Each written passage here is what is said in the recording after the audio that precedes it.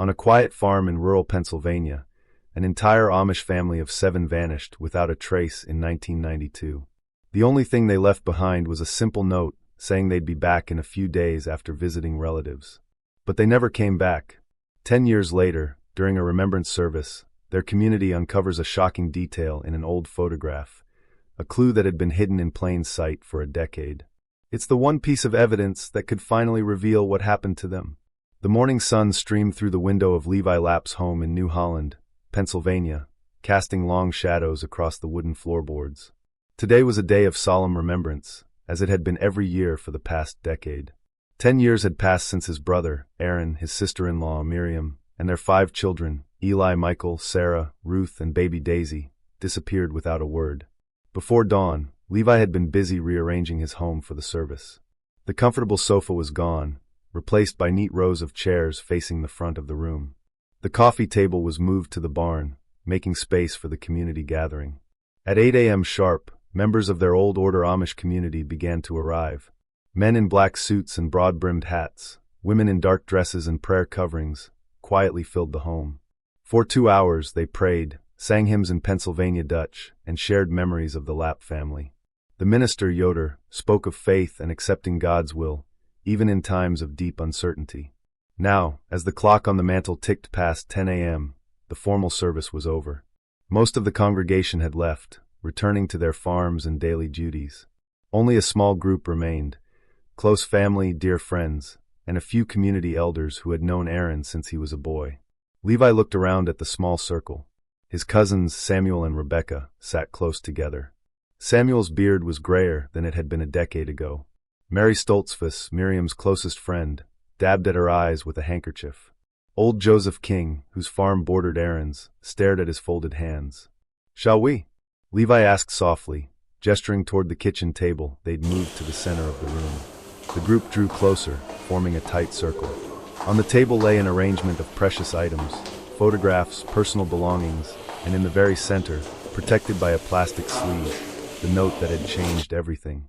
Levi picked it up, though he knew every word by heart. Written in Aaron's careful script, it read, "Gone for the weekend.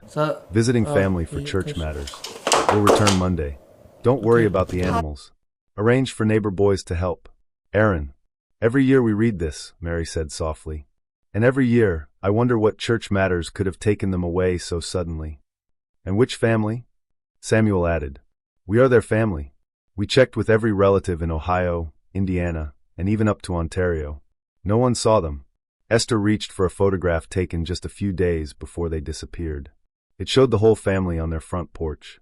Aaron, tall and bearded, wore his straw hat, and Miriam stood beside him, holding baby Daisy. The other children were arranged by height, all of them smiling in their simple clothes. Laundry hung on the line behind them, fluttering in the breeze. "Such beautiful children," Esther whispered.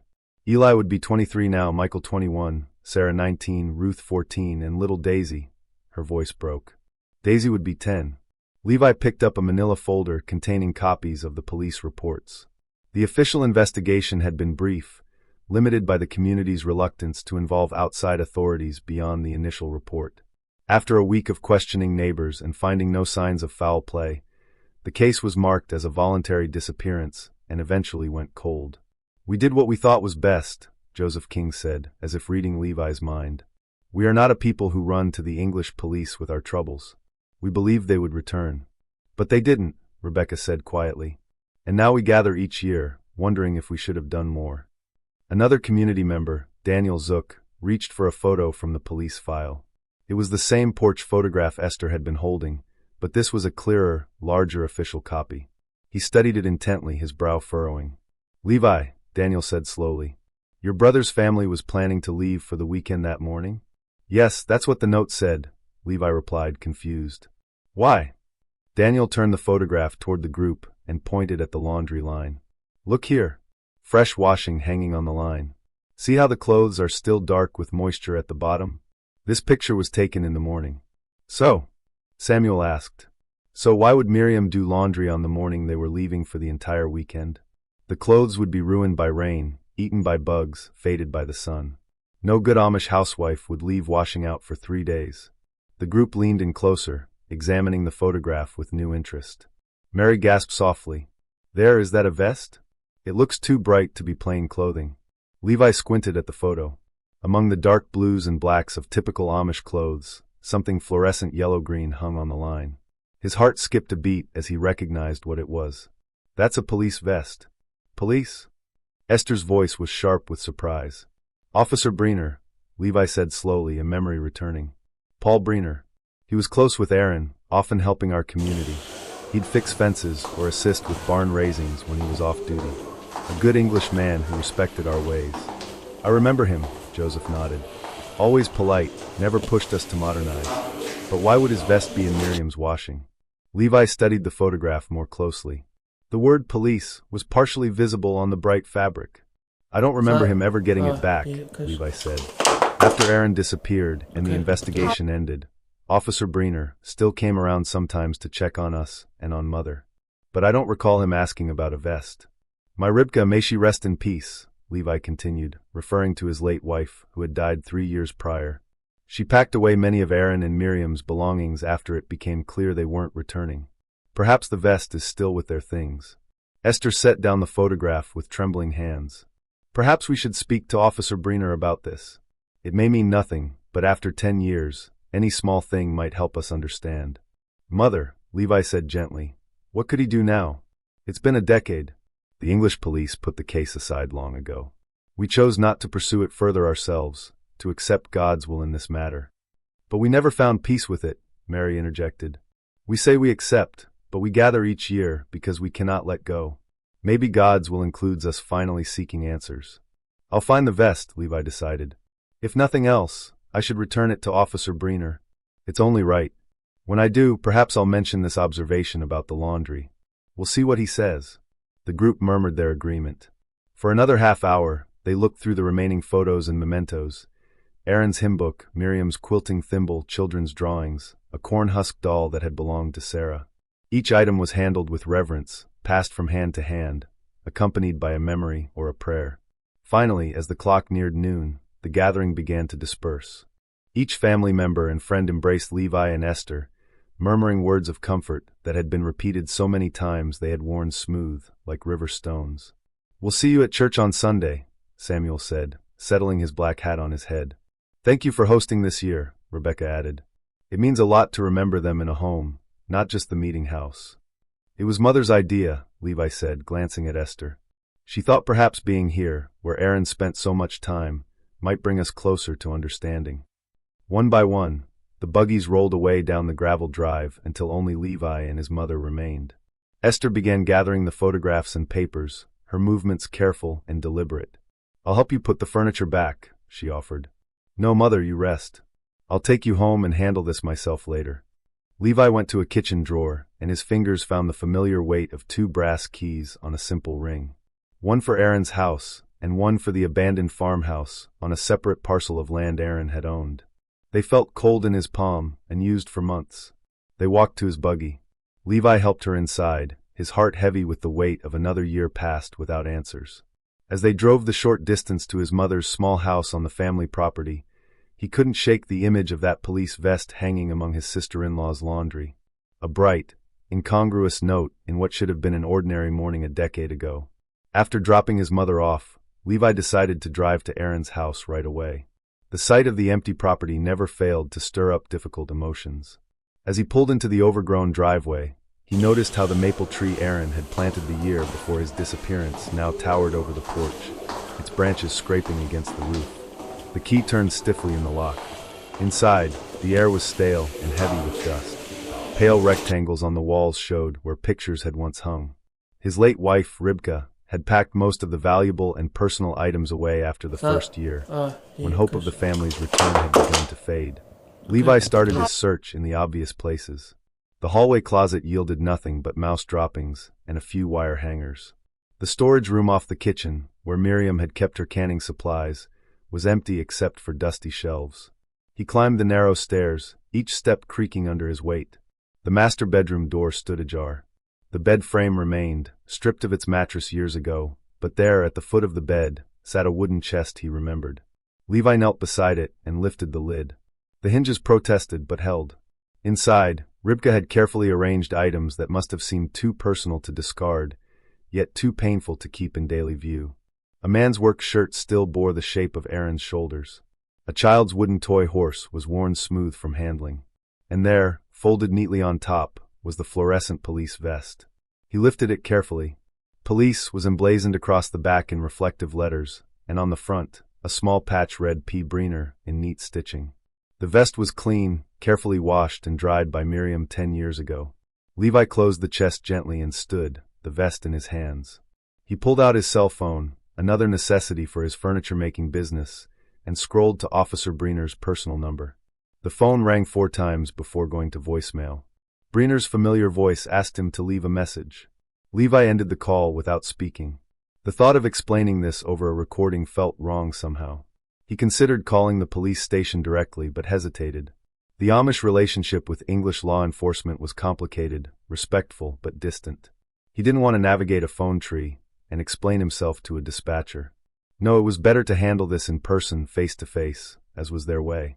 Levi tucked the vest under his arm and made his way back downstairs. He locked the house and started toward his car, then stopped. Something nagged at him. He remembered an old conversation with Aaron years before the disappearance. His brother had mentioned pressure from developers, people wanting to buy the land for some project.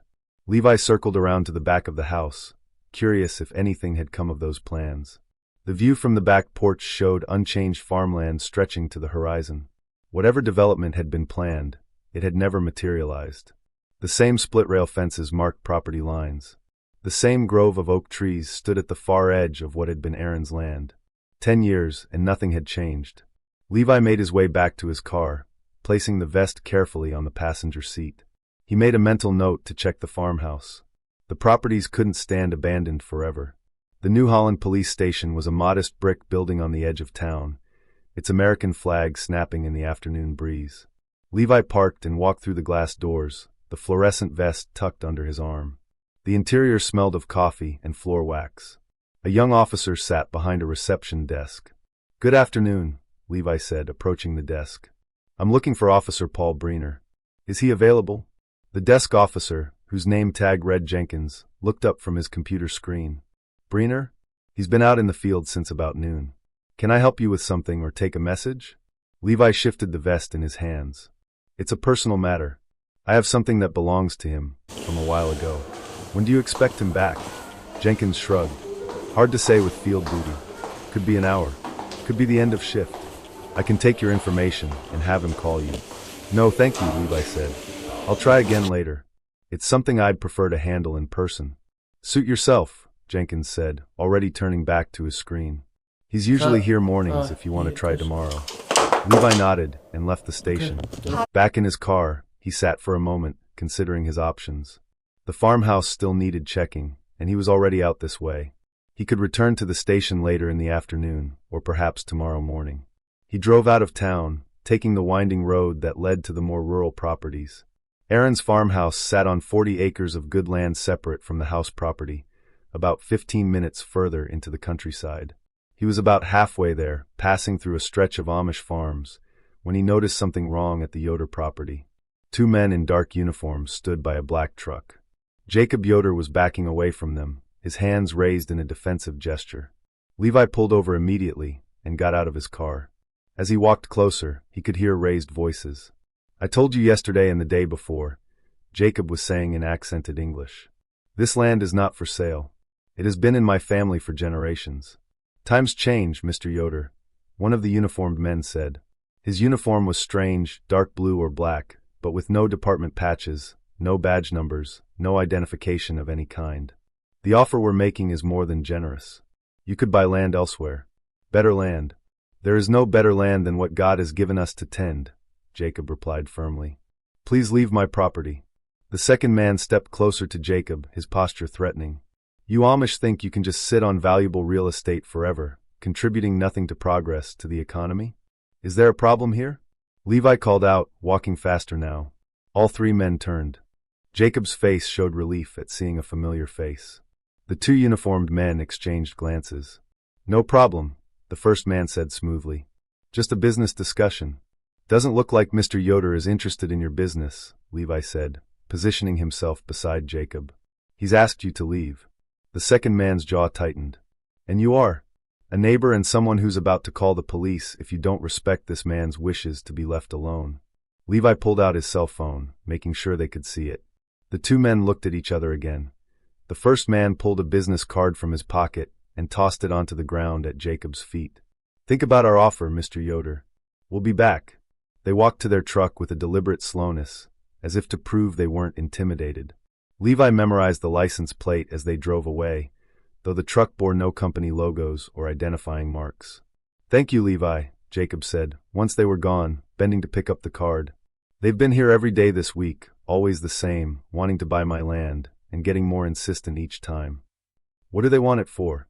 Levi asked. Jacob shrugged. They speak of development and progress, making better use of the land, but they give no specifics. He paused, looking troubled. Something like this happened before, about 10 years ago. Different men, but the same pressure, the same vague talk of development. Then it just stopped. Levi felt a chill despite the warm afternoon. 10 years ago, around the time my brother disappeared? Yes, now that you mention it, maybe a few months before.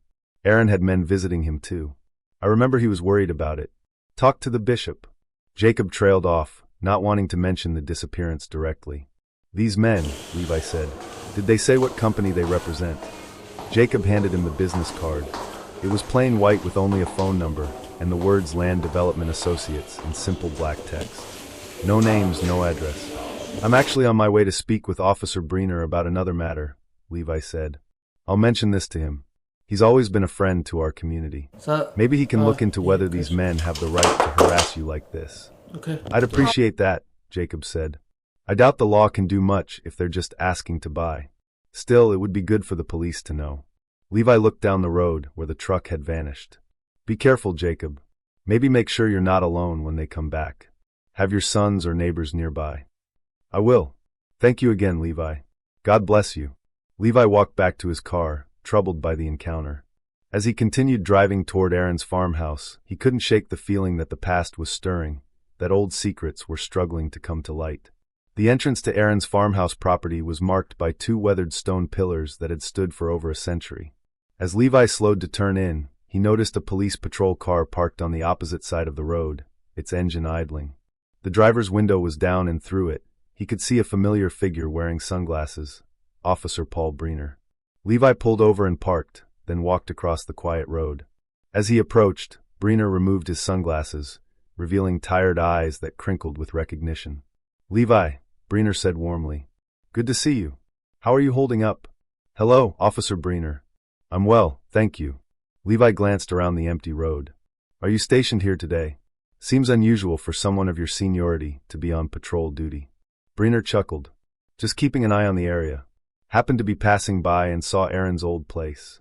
His expression grew more solemn. Hard to believe it's been 10 years. I still think about that case sometimes.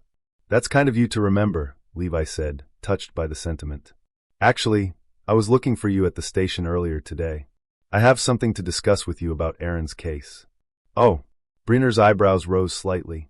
Yes, I found something of yours at Aaron's house. Levi walked back to his car and retrieved the vest. This was in a chest with other belongings. I believe it's yours. Brener took the vest, examining it with a puzzled expression. A vest? I don't. He turned it over, saw his name stitched on the patch, and his face cleared. Oh yes, right. This is mine. I completely forgot about it after all these years. How did it end up at my brother's house? Levi asked. Brener handed the vest back through the window and rubbed his jaw thoughtfully. It was that morning, the morning they left. I had stopped by to discuss something with Aaron, and Miriam, being the kind soul she was, invited me in for breakfast. Wouldn't take no for an answer. You know how she was. Levi nodded, remembering his sister-in-law's legendary hospitality. Well, clumsy me. I managed to spill vegetable soup all over my vest. Miriam insisted on washing it for me, said it would stain if left. I protested, of course, but... Brener shrugged. You didn't argue with Miriam when she decided to help you. I never heard about this visit, Levi said slowly. May I ask what you were discussing with Aaron that morning? Something flickered across Brener's face. Nervousness? Oh, it's been so long. I think it was something about neighborhood safety. There were some development plans in the area that had residents concerned. Development plans? Levi leaned closer. Aaron did mention something about that to me once. Private developers wanting to build a road through the back of his property. That's right, Brener said, seeming to relax slightly. There was a company pushing hard to buy up land for some project. The community was worried, and the police department worked with local officials to put the project on hold. I was probably checking in with Aaron about any safety concerns, making sure no one was pressuring him unduly. Levi thought of Jacob Yoder's frightened face from just minutes ago. Speaking of pressure, I just came from Jacob's farm. 2 men in dark uniforms were there trying to force him to sell his land. They've been harassing him all week. Brener's expression tightened. Dark uniforms? No company identification. None that I could see. They left when I threatened to call the police, but they said they'd be back. Levi pulled out the business card. They left this. Land Development Associates, but just a phone number. Brener took the card, studied it briefly, then handed it back. I'll look into it, talk to Jacob myself. We can't have people intimidating our Amish neighbors. I'd appreciate that. The community trusts you, Officer Brener. You've always been good to us. Brener was about to respond when his gaze shifted to something beyond Levi's shoulder. His whole demeanor changed, becoming alert and focused. Levi turned to see a black truck approaching from the direction of town. The same truck from Jacob's farm. Listen, Levi, Brener said quickly, starting his engine. I'll definitely follow up on this. Talk to Jacob, and we should discuss your brother's case more. There might be connections worth exploring, but right now I have an important meeting I can't miss. Of course, Levi said, stepping back. Thank you for your time. Thank you for returning the vest, Brener called out as he pulled onto the road. Take care, Levi. Levi watched the patrol car follow the black truck at a discreet distance. It seemed Brener was already investigating the men who had threatened Jacob. He felt reassured knowing the officer was taking immediate action. He drove through the farmhouse gates, noting how the gravel driveway was now more weeds than stone. The farmhouse itself stood like a tired sentinel, its white paint peeling, shutters hanging askew. The for sale sign he'd posted 5 years after the disappearance leaned at an angle, weather-beaten and faded. In 5 years, only a handful of people had shown interest, and none had followed through with an offer. The property was beautiful despite its neglect. 40 acres of prime farmland with a sturdy barn and the 2-story farmhouse Aaron had lovingly maintained. But the Amish community was insular, and English buyers often felt uncomfortable purchasing property in the heart of plain country. Meanwhile, most Amish families already had their own land or couldn't afford the asking price. Levi parked and entered the house with his key. Dust particles danced in the afternoon light streaming through dirty windows. He found cleaning supplies in the pantry, miraculously still usable, and began the task of making the kitchen presentable.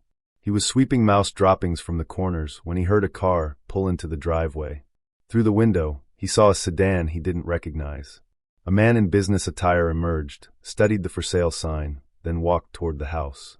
Levi met him at the door. Good afternoon, the man said with a practiced smile. I noticed the for sale sign. Is this property still available? Yes, it is, Levi confirmed. I'm the owner. Well, managing it for the family. Excellent. I'm very interested. May I look around? Levi gestured him inside. Of course, though I should warn you, it needs work. It's been empty for some years. The man walked through the rooms with quick, assessing eyes. He seemed less interested in the house's condition than in something else. He kept looking out windows, checking sight lines, nodding to himself. What's your asking price? He finally asked. Levi named the figure he'd settled on 5 years ago. Fair market value for the land and buildings. The man laughed. For this condition, I'll give you half that. That's well below the land value alone, Levi protested.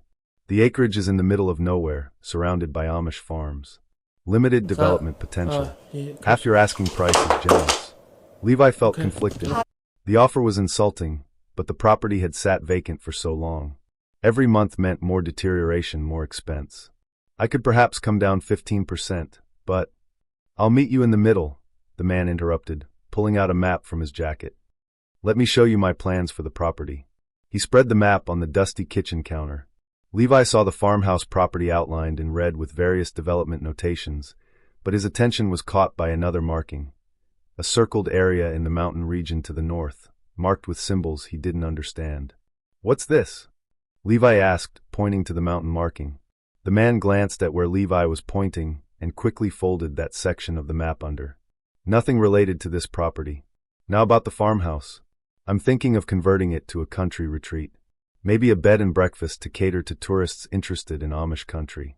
He continued talking, but Levi found himself distracted by that glimpse of the mountain marking. Something about it nagged at him, though he couldn't say why. After more negotiation, they settled on a price that was less than Levi hoped for, but more than the initial insulting offer. It would be enough to pay off the remaining taxes and provide something for his mother. Excellent, the man said, producing a business card. Come to my office and we'll draw up the paperwork. Can you follow me there now? I'd like to move quickly on this. Levi hesitated.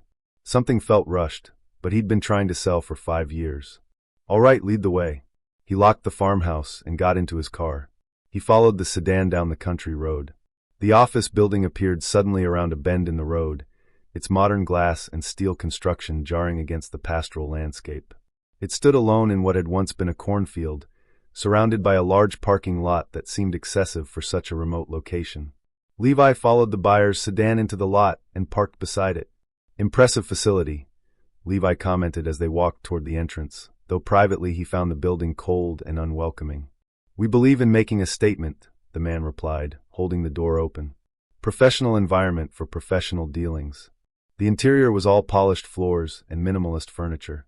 At a reception desk sat a woman in a dark uniform, the same style as the men who had threatened Jacob Yoder, Levi realized with a start. No company logo, no identifying patches. This is Mr. Lap, the buyer told her. He needs visitor registration. Of course, she said, sliding a form across the desk. I'll need your driver's license and signature here, here, and here. The buyer checked his watch. I'll go prepare the contracts. My office is just down the hall when you're finished. He strode away, leaving Levi with the receptionist. Levi fumbled for his license, unaccustomed to such formal procedures. In his world, deals were sealed with handshakes and trust. As the woman typed his information into her computer, movement outside caught his eye. Through the large window facing the parking lot, he saw the black truck from earlier pulling in.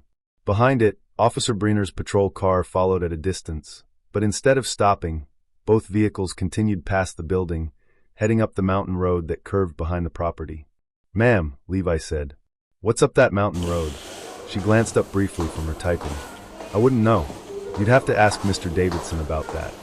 Mr. Davidson, that's the gentleman buying my property? Yes. She returned to her screen, clearly uninterested in conversation. While waiting for her to finish, Levi wandered toward a display area near the windows. A large architectural model sat under glass, a miniature representation of development plans. He leaned closer, recognizing the topography immediately. There was the mountain. There was the valley where the Amish community had lived for generations. There were the winding roads he'd driven all his life. But in the model, everything was different. Where Amish farms now stood, the model showed commercial buildings, housing developments, shopping centers. His own home, his mother's house, Aaron's properties, Jacob Yoder's farm, all replaced by modern structures. Roads cut through previously untouched land. Only one area remained undeveloped in the model, a spot on the mountain marked with what appeared to be a church or memorial building. Levi studied the small placard beside it, Amish Heritage Memorial, preserving the memory of Pennsylvania's plain people. Memory, not presence. Memory, as if they were already gone. His blood ran cold as he recognized the spot on the mountain. It was the same location marked on the buyer's map earlier. He looked out the window again, where dust from the vehicles lingered in the air. Was that where Brener was heading? Sir, I need you to sign these forms. Actually, Levi said, backing toward the door. I just remembered something urgent. Please tell Mr. Davidson I'll need to reschedule. Her eyes narrowed. He's waiting for you. He's prepared all the paperwork. I'll come back later today, tomorrow at the latest. I'm sorry, sir. Mr. Davidson doesn't like to be kept waiting. But Levi was already pushing through the door. Behind him, he heard her pick up the phone, speaking urgently to someone. He jogged to his car, started the engine, and pulled out of the parking lot quickly. The mountain road was rougher than the main routes, designed for logging trucks and maintenance vehicles rather than regular traffic. Levi's car bounced over potholes and washboard surfaces as he climbed higher. The afternoon sun filtered through the canopy of trees, creating a strobe effect that made him squint. He didn't know exactly what he expected to find, but every instinct told him he needed to see what was happening on that mountain. The model's memorial to the Amish, the renewed pressure on landowners, Brener's strange behavior, the connection to events from 10 years ago, it all swirled in his mind like pieces of a puzzle refusing to fit together. The mountain road grew steeper and more isolated with each mile. Levi's car strained against the grade, and he had to downshift twice to maintain speed. The trees pressed close on both sides, their branches forming a tunnel of green overhead. For nearly an hour he climbed, passing no other vehicles, seeing no signs of habitation except the occasional utility pole marking the route. Finally, the road leveled out into a cleared area. Through the thinning trees, Levi spotted Officer Brener's patrol car parked near a construction fence. He pulled off into a small turnout, partially hidden by brush, killed the engine, and stepped out into the mountain air. The construction site sprawled before him, larger than he'd expected. Heavy equipment sat idle for the moment, a bulldozer, an excavator, stacks of lumber and stone. The structure taking shape was indeed designed to look like an Amish meeting house, but grander, more elaborate than any real plain building would be. It was a tourist's idea of Amish architecture, all peaked roofs and decorative touches that no actual Amish community would approve. Levi moved closer, keeping to the tree line. Through the chain-link fence, he could see Brener standing with the two men from Jacob Yoder's farm. Their voices carried on the mountain breeze. "The memorial house will be perfect," one of the men was saying. "Preserve the memory of Amish culture in this region. Tourists love that kind of thing. They'll come by the busload to see authentic Amish heritage." "Sympathetic narrative," the other added. "How the simple Amish way of life couldn't survive modern pressures. Very touching. Very marketable." Brener nodded. "The development can proceed once the remaining families are convinced to relocate." "How long before?" "This is a long-term project," the first man interrupted. "We've waited 10 years already. We can wait a little longer. But with your help, officer, we can be more persuasive this time." "These stubborn Amish," the second man said, shaking his head. "You have provided a script from a YouTube video about a murder mystery involving an Amish family. Okay. I can help you rearrange and rewrite this script with new words for a U.S. audience, ensuring it maintains the same length and doesn't contain a specific heading. Here is a rewritten version of your script. They just don't get it. They don't understand progress or what we're offering. Sometimes I think the only way to handle them is..." He paused, scanning his surroundings as if for eavesdroppers, then let out a laugh. "Let's just say this whole place is built on Amish remains. We have them right here, literally." Levi's stomach turned. He inched closer to the fence, desperate to hear more. "Come on," the first man said to Brener. "Let's show you something." They moved further into the construction site. Levi's gaze flitted around, landing on a hard hat and safety vest hanging from a fence post, likely left by a worker on break. Acting on instinct, he grabbed them, put them on, and slipped through a gap in the fence. The vest was too big, the hard hat sat loose, but from a distance, he could pass for a laborer. He kept his head down, walking with purpose, trailing the trio from a safe distance.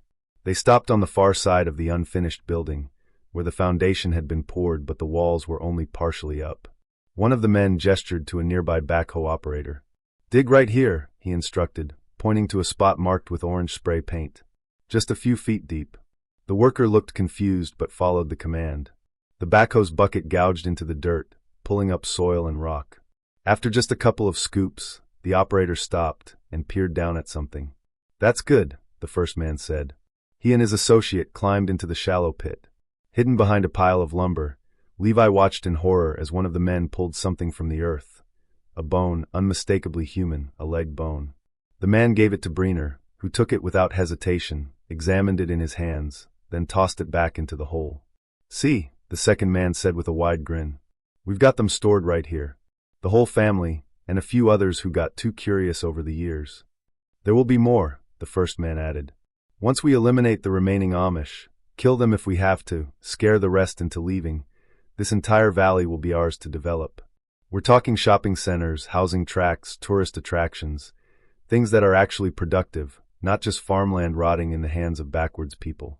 And you'll help us, won't you, officer?" the second man said to Brener. "Just like last time. Your position and your standing in the community are invaluable to us." Brener nodded slowly. "The department trusts me to handle Amish affairs. They'll never question my reports." Levi stumbled backward, his body trembling. Aaron, Miriam, and the children, here, buried beneath this vile monument to their memory. He forced himself to retreat quietly, retracing his steps. At the fence, he took off the hard hat and vest, leaving them where he'd found them. He ran to his car, started it, and sped down the mountain road as fast as he dared. There was no cell signal at the construction site, but a few miles down, 2 bars appeared. He pulled over, his hands shaking as he dialed 911. 911, what's your emergency? My name is Levi Lap, he said, forcing his voice to remain steady. I need to report a murder, multiple murders, and police corruption. Sir, please calm down. What is your location? Levi provided the road markers he had memorized. There's a construction site at the top of the mountain. They're building a fake memorial, and I just saw them unearthing human remains. Officer Brener is involved. He's corrupt and working with developers who murdered my brother's family 10 years ago. Sir, these are very serious accusations. Are you certain? I saw the bones, Levi's voice cracked. I heard them talking about killing more Amish families. Please, you have to send someone. Dig where they dug. You'll find the evidence. We're dispatching units now, sir.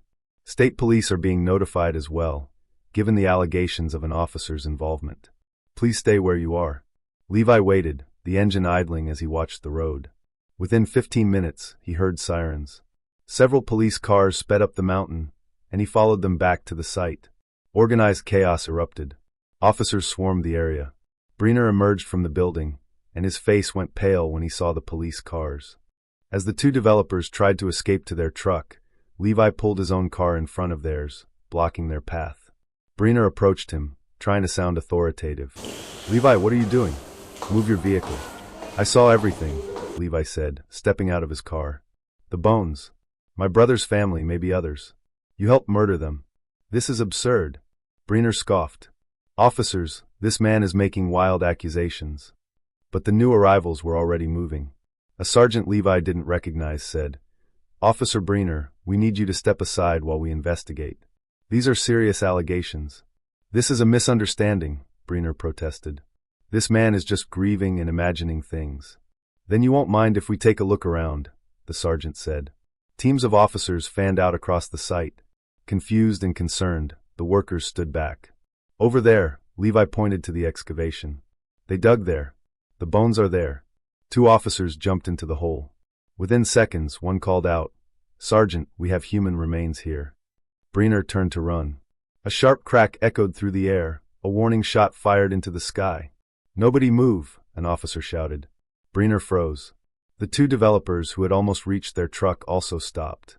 Officers approached, weapons drawn but pointed down. Hands on your head, on your knees. One by one, Brener and the 2 men were handcuffed. Brener's face was a mask of defeat as they led him to a patrol car. The developers tried to argue and demand lawyers, but the officers were firm and professional. We need to go to their office, Levi told the sergeant. The man who tried to buy my farm, Davidson, he's part of this. He's at the office building at the foot of the mountain. The sergeant nodded. We'll handle it. You'll need to come to the station to give a full statement. The line of police vehicles, lights flashing but sirens now silent, wound their way back down the mountain. At the modern office building, more police cars had converged. Officers went inside while Levi waited outside.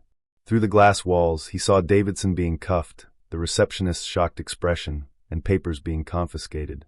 As they prepared to leave for the station, Levi looked back at the mountain. His family, hidden there for 10 years in desecrated ground, had finally been found. The New Holland police station was a hive of activity. Officers moved with purpose. Through the Sallyport windows, Levi watched as Brener was led inside, his uniform a cruel mockery of the trust he'd betrayed.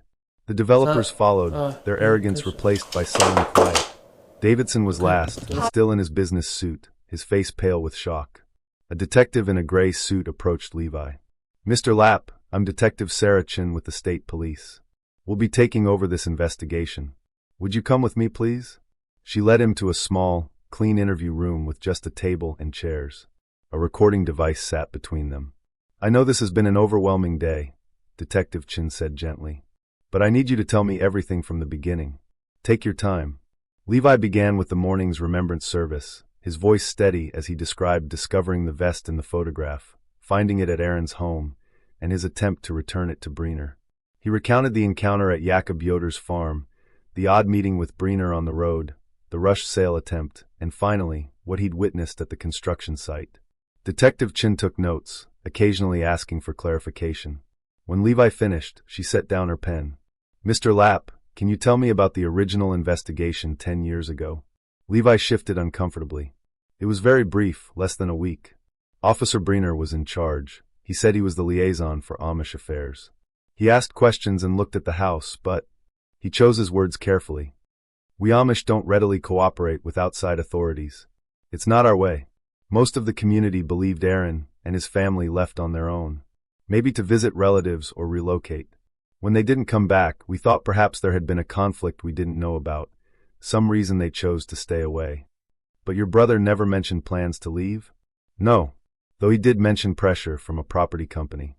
They wanted to buy his land. He owned more than most in our community. We don't have hierarchies, but Aaron had inherited our father's land and bought more parcels over the years. He was a substantial landowner." Detective Chin nodded. "We found something at Davidson's office that might interest you. A journal with very detailed records of their plans, including entries about Officer Brener." Levi leaned forward. "Brener was involved?" "More than involved. From what we've read, he was the one who orchestrated the kidnapping. He used his position, his trusted role in your community, to get close to your brother. The journal suggests Brener was on their payroll for years, feeding them information on which families might sell or were vulnerable." Levi felt sick. All those times Brener had helped with barn raisings, directed traffic during harvest, and shown respect for their ways, it was all a lie. "The officer we trusted most," he said quietly. "He ate at our tables and knew our children's names." "I'm so sorry," Detective Chin said. "I know this is a terrible betrayal. How did what happened to my brother's family? Do you know yet?" "We'll know more after interrogations, but based on the journal and the evidence, we believe they were lured to a remote location, probably the mountain site where construction wouldn't begin for years. Your brother likely refused their final offer. Things escalated, and then they had to silence the whole family," Detective Chin finished. "The children too," Levi said, his voice raw. "To leave no witnesses. That's our working theory. The DNA results will confirm if the remains are your family, but since yours is the only Amish disappearance in this area in the past decade, it's highly probable." Okay. "Did they ever get any land?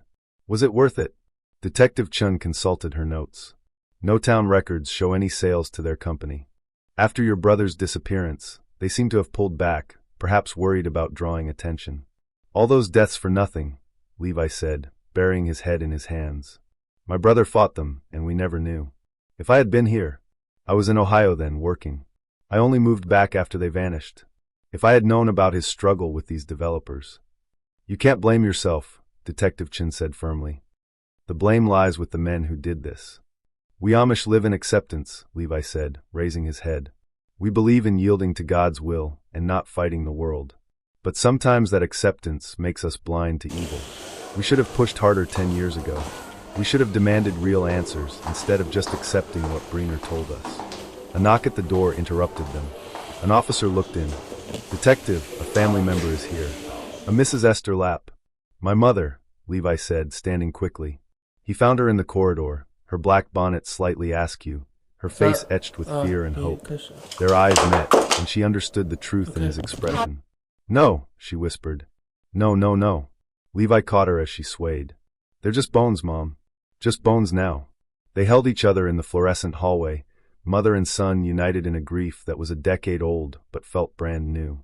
Other officers walked by respectfully, giving them space. After a while, Detective Chin approached. "Mr. and Mrs. Lap, the forensics team has preliminary information if you're ready."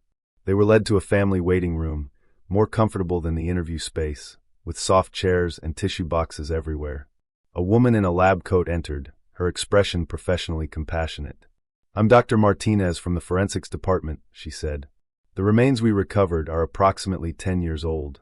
Based on decomposition and soil analysis, we found bones of various sizes: adult male, adult female, and children of different ages." Esther made a sound like a wounded animal. Levi squeezed her hand. "We'll need DNA samples from you both to confirm their identity," Dr. Martinez continued. "But the ages and numbers match your missing family members." Can we see?" Esther asked, her voice barely a whisper. Dr. Martinez hesitated.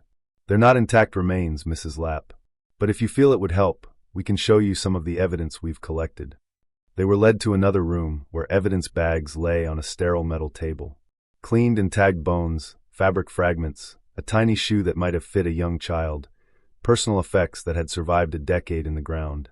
Esther reached into her bag with shaking hands and pulled out the same photograph from the remembrance service. Aaron and Miriam on the porch, their 5 children arranged by height, all smiling in the sunlight of a morning 10 years past. She held it up, comparing the living faces to the remnants on the table. "It's them," Esther whispered. "My son. My grandchildren." They stood in that sterile room, looking at all that remained of a family that had laughed, prayed, and worked together. Levi thought of all the years of wondering, of hope gradually fading to acceptance, of questions that had seemed destined to remain unanswered. Now they knew. The knowing was terrible, but it was also a kind of relief. No more wondering if Aaron had chosen to leave, if they had somehow failed him, or if the family was out there somewhere living a different life. They were here. They had never left. "We'll find them a proper resting place," Levi said quietly. "In the cemetery with the rest of our people. They'll come home." Esther nodded, tears streaming down her weathered face. She touched the photograph one last time, then carefully put it back in her bag. They had finally found Aaron's family, and though the discovery brought grief, it also brought the beginning of peace.